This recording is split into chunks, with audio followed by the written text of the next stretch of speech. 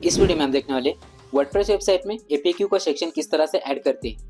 लेकिन वीडियो को स्टार्ट करने से पहले मैं आपको यहाँ पर बता देता हूँ, बहुत सी ऐसी वर्डप्रेस थीम है जो एपीक्यू का ऑप्शन ऐड करने के लिए इनबिल्ट ऑप्शन प्रोवाइड कराती है। या फिर आप अगर एलिमेंटर यूज कर रहे हो तो एलिमेंटर में भी आपको टॉगल और अकॉर्डिंग का कंट्रोल आपको देखने को मिलेंगे। उनके जरिए आप आसानी से एपीक्यू का सेक्शन ऐड कर सकते हो।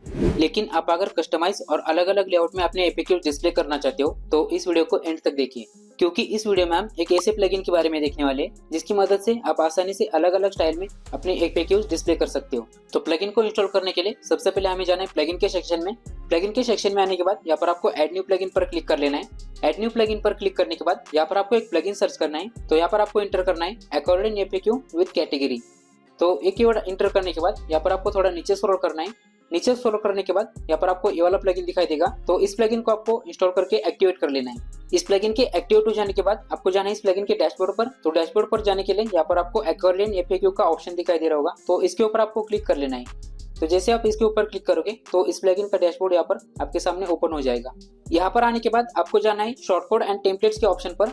इसमें आपको एपीक्यू टेम्पलेट 1 to 10 वाला ऑप्शन क्लिक कर देना है। इसके ऊपर क्लिक करने के बाद इसके जो भी टेम्पलेट्स हैं वो टेम्पलेट्स आपके सामने यहाँ पर ओपन हो जाएगी। तो मैं अभी यहाँ पर इनके 1 by 1 सारे टेम्पलेट आपको दिखा देता हूँ। तो ये रहा इनका फर्स्ट टेम्पलेट, ये रहा इनका सेकंड टेम्पलेट, ये थर्ड टेम्पलेट और ये फोर्थ टेम्पलेट। इसी तरह से आप सारे टेम्पलेट यहाँ पर एक एक करके देख सकते हो। लेकिन यहाँ पर कुछ टेम्पलेट्स ऐसे जो सिर्फ आप इस प्लगइन के प्रो वर्जन में यूज कर सकते हो। तो इनमें से आपको जो टेम्पलेट अच्छा लगता है वो टेम्पलेट चूज कर लेना है। और टेम्पलेट को चूज करने के बाद यहाँ पर आपको एक क्रिएट टेम्पलेट का बटन दिखाई दे रहा होगा, तो इस बटन पर आपको क्लिक कर लेना है। तो जैसे आप इस बटन पर क्लिक करोगे तो यहाँ पर एक पॉपअप ओपन हो जाएगा। तो इनमें आपको आपका एपीक्यू का नेम एंटर कर लेना है। तो मैं यहाँ पर सबसे पहले एपीक्यू का नेम एंटर कर लेता हूँ। और नेम एंटर करने के बाद यहाँ पर आपको सेव वाले बटन पर क्लिक कर लेना है। तो सेव वाले बटन पर क्लिक करने के बाद यहाँ पर आपका एपीक्यू जो है वो सेव हो जाएगा। और एपीक्यू सेव हो जाने के बाद आपने जो टेम्पलेट सेलेक्ट किया है उसका डेमो कंटेंट भी यहाँ पर ऑटोमेटिकली इंपोर्ट हो जाएगा। डेमो कंटेंट इंपोर्ट हो जाने के बाद अभी इसको हमें हमारे हिसाब से एडिट करना पड़ेगा। तो इसको एडिट करने के लिए हमें फिर से यहाँ पर ऊपर आना है। ऊपर आने के बाद यहाँ पर आपको मैनेज एपीक्यू का ऑप्शन दिखाई दे रहा होगा, तो इसके ऊपर आपको क्लिक कर लेना है। इसके ऊपर क्लिक करने के बाद अपना जो डेमो डाटा यहाँ पर इंपोर्ट हुआ है वो डाटा यहाँ पर आपको दिखाई देगा।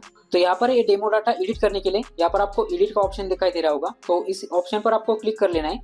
तो जैसे आप इस एडिट वाले ऑप्शन पर क्लिक करोगे तो उसके बाद आपको यहाँ पर आपके सामने एक पॉपअप ओपन हो जाएगा। उस पॉपअप में आपको जो डाटा आपको एडिट करना चाहते हो वो डाटा यहाँ पर एडिट कर सकते हो। तो सबसे पहले यहाँ पर आपको एपीक्यू को टाइटल इंसर्ट करने के लिए बोला जा रहा है, तो यहाँ पर आप एपीक्यू का टाइटल इंसर्ट कर सकते हो। उसके बाद यहाँ पर आपको एपीक्यू का डिस्क्रिप्शन इंटर करने के लिए ऑप्शन दिया है। यहाँ पर आप एपीक्यू का डिस्क्रिप्शन जो है वो यहाँ पर इंटर कर सकते हो। बाद में यहाँ पर आपको एपीक्यू का कोई आइकॉन ऐड करना है, तो यहाँ पर आप आइकॉन भी ऐड कर सकते हो। उसके बाद यहाँ पर आप एपीक्यू का बटन ऐड करना चाहते हो तो उस बटन का टेक्स्ट भी यहाँ पर आप इंटर कर सकते हो। और टेक्स्ट इंटर करने के बाद यहाँ पर आप उस बटन का यूआरएल भी सेट कर सकते हो। बाद में यहाँ पर आप अपने एपीक्यू को कैटेगरी वाइज डिस्प्ले करना चाहते हो तो यहाँ पर आप कैटेगरी भी सिलेक्ट कर सकते हो। आपकी सारी इन्फॉर्मेशन यहाँ पर इंटर करने के बाद यहाँ पर आपको अपडेट के बटन पर क्लिक कर लेना है। अपडेट के बटन पर क्लिक करने के बाद यहाँ पर आपकी जो इन्फॉर्मेशन है वो यहाँ पर अपडेट हो जाएगी। तो जिस तरह से मैंने अभी एक एपीक्यू आपको एडिट करके दिखाया उसी तरह से आप 1 by 1 सारे एपीक्यू आपको यहाँ पर एडिट कर लेने हैं। आप अगर इनमें से कुछ एपीक्यू डिलीट करना चाहते हो तो डिलीट करने के लिए यहाँ पर आपको डिलीट का बटन भी दिया है, इसके ऊपर क्लिक करके आप एपीक्यू डिलीट कर सकते हो। इसके अलावा आप अगर कोई न्यू एपीक्यू ऐड करना चाहते हो तो न्यू एपीक्यू ऐड करने के लिए यहाँ पर आपको ऐड न्यू का बटन दिया है, इसके ऊपर क्लिक करके आप न्यू एपीक्यू भी यहाँ पर ऐड कर सकते हो। तो अभी तक हमने यहाँ पर एपीक्यू के टेम्पलेट को इंपोर्ट करके उसके डाटा को हमारी रिक्वायरमेंट के हिसाब से अपडेट भी कर लिया है। तो अभी इसको हमें हमारी वर्डप्रेस की वेबसाइट के पेज पर डिस्प्ले करना पड़ेगा। तो इसको डिस्प्ले करने के लिए सबसे पहले आपको जाना है शॉर्टकोड एंड टेम्पलेट्स के ऑप्शन पर। यहाँ पर आने के बाद आपको यहाँ पर ऑल शॉर्टकोड का ऑप्शन दिखाई दे रहा होगा, तो इसके ऊपर आपको क्लिक कर लेना है। इसके ऊपर क्लिक करने के बाद हमने जो टेम्पलेट क्रिएट किया है उसका शॉर्टकोड यहाँ पर आपको दिखाई देगा। तो सबसे पहले आपको यहाँ पर शॉर्टकोड को कॉपी कर लेना है।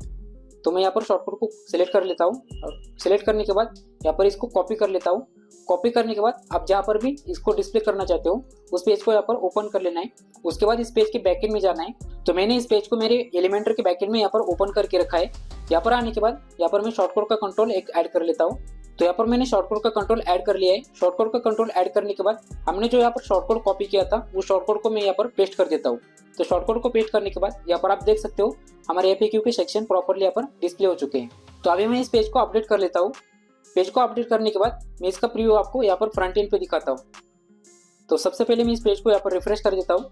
रिफ्रेश करने के बाद यहाँ पर आप देख सकते हो मेरे FAQ की जो सेक्शन है वो प्रॉपरली यहाँ पर डिस्प्ले हो चुके हैं। तो यहाँ पर हमने जो टेम्पलेट सेलेक्ट किया था उस टेम्पलेट की ये बाय डिफॉल्ट स्टाइलिंग है। अगर इस स्टाइलिंग को आप अपने हिसाब से चेंज करना चाहते हो तो इसको चेंज करने के लिए सबसे पहले आपको आपके बैकएंड में जाना है। बैकएंड में आने के बाद आपने जो टेम्पलेट क्रिएट किया था उसको यहाँ पर आपको एडिट कर लेना है। एडिट करने के बाद इसको जो स्टाइलिंग के ऑप्शन है वो ऑप्शन यहाँ पर ओपन हो जाएंगे। तो आप यहाँ पर देख सकते हो जनरल के सेक्शन में ये सारे ऑप्शन आप यहाँ पर देख सकते हो। तो यहाँ पर आप अगर अपने हिसाब से कलर वगैरह चेंज करना चाहते हो तो कलर वगैरह साइज वगैरह चेंज कर सकते हो। उसके बाद यहाँ पर आपको टाइटल का नेक्स्ट टैब दिखाई देगा। तो इस टैब में आप जो टाइटल है आपका ये जो टाइटल है उस टाइटल की यहाँ पर स्टाइलिंग चेंज कर सकते हो। उसके बाद सेम यहाँ पर डिस्क्रिप्शन का भी टैब दिखाई देगा। तो यहाँ पर भी आप इसका फॉन्ट कलर फॉन्ट स्टाइल वगैरह चेंज कर सकते हो। बाद में आप यहाँ पर एक डिटेल लिंक का टैब देख सकते हो। इसमें आप हमने जो बटन ऐड किया था उस बटन की स्टाइलिंग कर सकते हो। तो मैं यहाँ पर आपको दिखा देता हूँ। तो ये रहा हमारा डिटेल्स का बटन। आप अगर इस बटन को स्टाइलिंग करना चाहते हो तो यहाँ से आप उस बटन को स्टाइलिंग ऐड कर सकते हो। अदरवाइज आप अगर डिटेल के बटन को हाइड करना चाहते हो तो यहाँ से आप उस बटन को हाइड भी कर सकते हो। तो आप देख सकते हो हमारा बटन यहाँ पर रिमूव हो चुका है। तो यहाँ पर आपकी सारी सेटिंग कंप्लीट हो जाने के बाद यहाँ पर आपको एक सेव का बटन दिखाई दे रहा होगा। तो इस सेव के बटन पर आपको क्लिक कर लेना है। सेव का बटन पर क्लिक करने के बाद यहाँ पर आपकी जो सेटिंग है वो यहाँ पर प्रॉपर्ली सेव हो जाएगी। आप अगर अपने FAQ को कैटेगरी वाइज डिस्प्ले करना चाहते हो तो कैटेगरी वाइज डिस्प्ले करने के लिए यहाँ पर आपको मैनेज कैटेगरी का ऑप्शन दिखाई दे रहा होगा। तो इसके ऊपर आपको क्लिक करना है। इसके ऊपर क्लिक करने के बाद आपकी जो ओल्ड कैटेगरीज है वो ओल्ड कैटेगरी भी यहाँ पर आपको दिखाई देगी। इसको एडिट करने के लिए यहाँ पर एडिट के बटन पर आपको क्लिक कर लेना है। अदरवाइज आप अगर कोई न्यू कैटेगरी ऐड करना चाहते हो तो यहाँ पर आपको ऐड न्यू बटन पर क्लिक करके आपकी न्यू कैटेगरी भी यहाँ पर ऐड कर सकते हो। आपकी न्यू कैटेगरी ऐड करने के बाद आपको इसको सेव कर देना है। सेव करने के बाद आपकी न्यू कैटेगरी यहाँ पर ऐड हो जाएगी। तो इस तरह से इस सिंपल प्लगइन की मदद से आप अपनी वर्डप्रेस वेबसाइट में FAQ का सेक्शन ऐड कर सकते हो। अगर इस वीडियो से रिलेटेड आपको कोई क्वेरीज है तो आप मुझे कमेंट भी कर सकते हो। तो आई होप ये सिंपल सा वीडियो आपको पसंद आया होगा। फिलहाल के लिए तो इतना ही, मिलते हैं नेक्स्ट वीडियो में।